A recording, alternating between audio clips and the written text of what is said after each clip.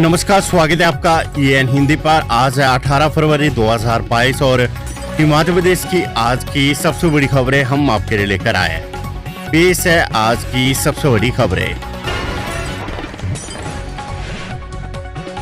Ukraine में फंसे हिमाचली छात्रों को वापस लाने के लिए हर संभव प्रयास करेगी हिमाचल प्रदेश सरकार। गोविंद सिंह ठाकुर। शिक्षा मंत्री गोविंद सिंह ठाकुर ने कहा है कि भारतीय दूतावास के माध्यम से यूक्रेन में फंसे हिमाचली छात्रों को वापस लाने के लिए सरकार हर संभव मदद करेगी। उन्होंने लोगों को यूक्रेन से अपने देश की तरफ लौटने का आग्रह किया है। शिक्षा मंत्री ने कहा है कि अभी तक हिमाचल से किसी भी छात्र के अभिभावकों की तरफ से ऐसी कोई सहायता नहीं मांगी गई है, लेकिन कोई अपने देश लौटना चाहता है तो प्रदेश सरकार उसकी मदद करेगी। उन्होंने कहा कि यूक्रेन और रूस के बीच युद्ध के हालात को लेकर भारतीय दूतावास ने लोगों को हिदायत दी कि जरूरी होने पर ही यूक्रेन के लिए रवाना हो। उन्होंने कहा कि इस समय 20,000 भारतीय यूक्रेन में मौजूद है।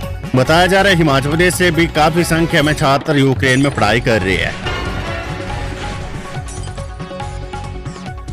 NHM कर्मचारियों का बढ़ेगा वेतन। भारत सरकार से औसतन 5,000 वेतन बढ़ोतरी पर बनी सहमति। राष्ट्रीय स्वास्थ्य मिशन के तहत काम कर रहे कर्मचारियों के लिए राहत की खबर है। सरकार इन कर्मचारियों के वेतन को बढ़ाने की तैयारी कर रही है। भारत सरकार के साथ इन कर्मचारियों के वेतन को बढ़ने पर सहमति बन गई है। ऐसे में इन कर्मचारियों के वेतन में औसत 5,000 रुपए की बढ़ोतरी की जाएगी। खास श्रेणी के कर्मचारी की वेतन में बढ़ोतरी होगी, चाहे वे आयुर्वेद डॉक्टर हो, डाटा एंट्री ऑपरेटर हो, ड्राइवर हो या फिर अन्य कर्मचारी हो। हालांकि इन कर्मचारियों को फिलहाल नियमित नहीं किया जाएगा। इन कर्मचारियों के लिए HR पॉलिसी फ्रेम की जा रही है। MD NHM की अध्यक्षता में एक कमेटी गठित की गई है। ये कमेटी 3 महीने में HR पॉलिसी पर सरकार को रिपोर्ट देंगी। बताया जा रहा है कि NHM में काम कर रहे 1150 कर्मचारियों को इससे राहत मिलेगी। आज करवट बदलेगा मौसम। ऊपरी क्षेत्रों में हल्की बारिश, बर्फबारी के आसार। हिमाचल प्रदेश में मौसम शुक्रवार से करवट बदल सकता है। मौसम विभाग ने प्रदेश के अधिक ऊंचाई वाले क्षेत्रों में हल्की बर्फबारी का पूर्वानुमान जताया है। वहीं निचले और मध्य पर्वतीय क्षेत्रों में बारिश और बर्फबारी के आसार नहीं है।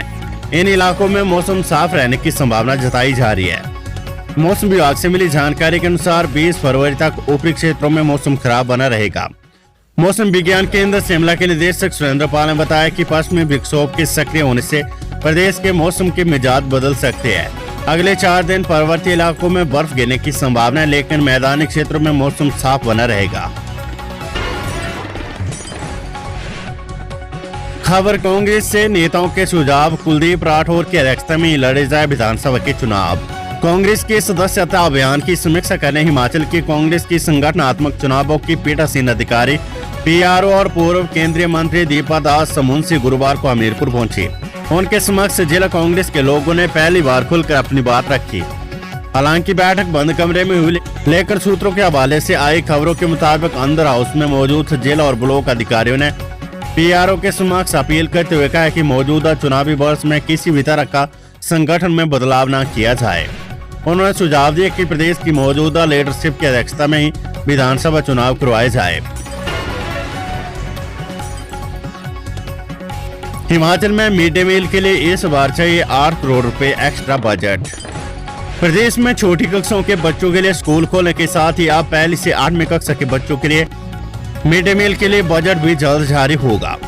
गुरुवार को प्रदेश सरकार के मुख्य सचिव राम स्वबंग सिंह की अध्यक्षता में मिड डे मील के बजट को लेकर सभी शिक्षा निदेशक और अधिकारियों के साथ बैठक की। इस बैठक में केंद्र से इस साल के लिए 130 करोड़ रुपए का बजट का प्रस्ताव भेजा गया है। इस बार के बजट में प्रदेश सरकार ने 8 करोड़ रुपए के एक्स्ट्रा बजट की मांग की है।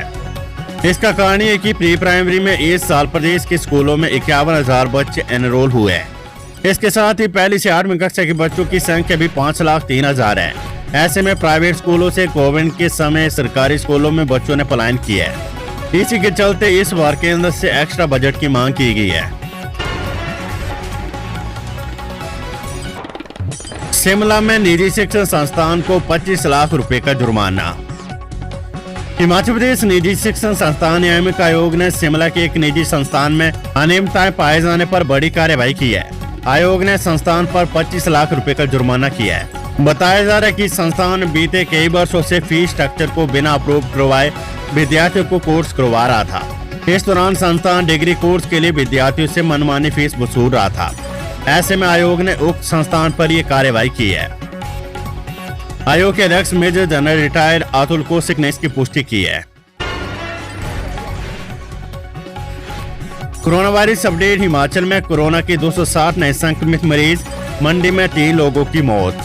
हिमाचल प्रदेश में कोरोना संक्रमण से मौतों व नए मामलों का आना लगातार जारी है। बीते 24 घंटों के अंदर कोरोना से 3 लोगों की मौत हुई है। तीनों मौतें मंडी जिले में हुई है। इनमें 77, 81 व 75 वर्षीय व्यक्ति शामिल है। वहीं प्रदेश में 260 नए कोरोना संक्रमित मामले आए। संक्रमितों में बिलासपुर के 20, चंबा के 26, हमीरपुर के 29, कांगड़ा के 77, किन्नौर के 7, कुल्लू के 8, लाहौल स्पीति का 1, मंडी के 27, शिमला के 32, सिरमौर के 11, सोलन के 15 व ऊना के 7 मरीज शामिल है।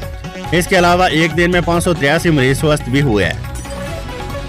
हिमाचल प्रदेश में अब तक कोरोना से 4071 लोगों की मौत हो चुकी है। वीरवार को प्रदेश के विभिन्न जिलों से 5991 लोगों के सैंपल लिए गए, जिसमें से 5773 सैंपलों की रिपोर्ट नेगेटिव आई है, जबकि 6 की रिपोर्ट आना बाकी है। Fast track court. मासूम बच्ची के साथ जघन्य दुष्कर्म व हत्या के दोषी को फांसी की सजा। बद्दी में 7 वर्षीय मासूम बच्ची के साथ हुए जघन्य दुष्कर्म और नृशंस हत्या के मामले में special POCSO fast track court 16 ने दोषी को फांसी की सजा सुनाई है। हिमाचल प्रदेश में पोक्सो एक्ट के तहत फांसी की सजा सुनाने का ये पहला मामला है। अतिरिक्त जेल एवं सत्र न्यायाधीश परविंदर सिंह की अदालत ने मासूम बच्ची के साथ हुई इस वारदात को अपवाद करार देते हुए स्पष्ट किया कि ऐसे जघन्य अपराध की इससे कम सजा का सवाल ही नहीं उठता है। अदालत ने कहा कि जिस तरीके से इस अपराध को अंजाम दिए गए वे असामान्य और इससे आजीवन कारावास की सजा अपर्याप्त है। बहरहाल अदालत ने अभियोजन पक्ष को पूरा मामला सजा के लिए सत्यापन करने के लिए हाईकोर्ट को भेजने का आदेश दिया है। शिमला एमसी के लिए नए वार्ड बनाने को लेकर 191 आपत्तियां दर्ज। 19 फरवरी को होगी सुनवाई। शिमला शहर में नगर निगम के नए वार्ड बनाने को लेकर डिलिमिटेशन की अधिसूचना राज्य चुनाव आयोग की ओर से 2 फरवरी को जारी कर दी गई थी। इसमें चुनाव आयोग ने 9 मार्च तक इस प्रक्रिया को पूरा करने का समय दिया और नगर निगम के चुनावों के लिए रोस्टर 11 मार्च तक जारी करना होगा। शिमला में नए वार्ड की सूची का एक ड्राफ्ट जिला प्रशासन ने 10 फरवरी तक तैयार कर जारी किया था। इसमें आपत्ति और सुझाव के लिए 7 दिन का समय सभी को दिया गया है।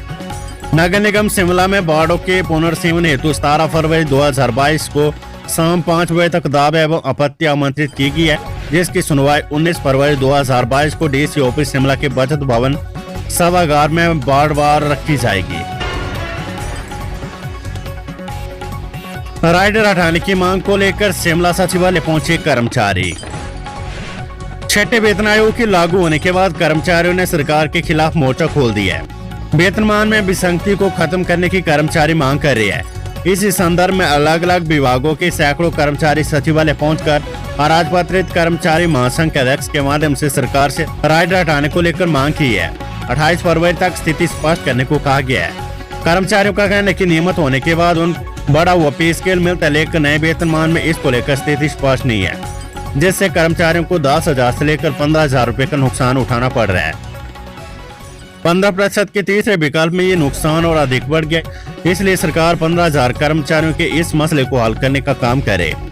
प्रभावित कर्मचारियों में JO, IT clerk, forest guard और अन्य कर्मचारी